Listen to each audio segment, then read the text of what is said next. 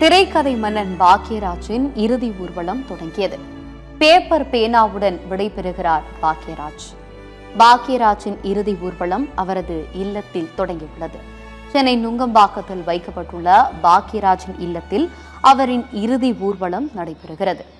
Paper பேனாவுடன் விடைபெறுகிறார் Bhagyaraj. அவருக்கு விருப்பமான paper பேனா அவரது உடல் மீது வைக்கப்பட்டுள்ளது. திரைக்கதை எழுதுவதில் வல்லவரான பாக்யராஜுக்கு அவரது விருப்பமான பேப்பர் பேனா அவரது உடலின் மீது வைக்கப்பட்டுள்ளது.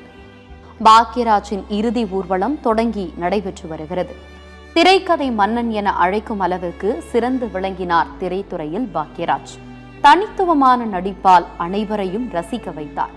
அவர் இயக்கி நடித்த படங்கள் வசூல் ரீதியாகவும் நல்ல லாபத்தை பெற்றதால் தயாரிப்பாளர்களின் விருப்பமான இயக்குநராக திகழ்ந்தார்.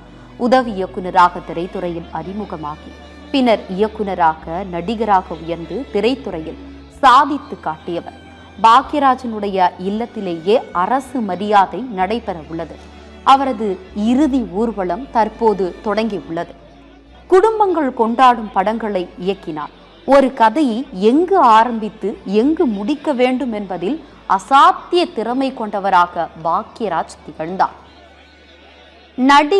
நடிகர் தான் ஒரு திரைப்படத்திற்கு முக்கிய கதாபாத்திரங்கள் என்றிருந்த காலத்தை மாற்றி ஒரு திரைப்படத்திற்கு நல்ல கதைதான் முக்கியம் என்ற ஒரு செட்டை உருவாக்கியவர் இயக்குனர் பாக்யராஜ் என்றால் அதற்கு மிகையாகாது. தற்போது அவரது இறுதி ஊர்வலம் தொடங்கியுள்ளது.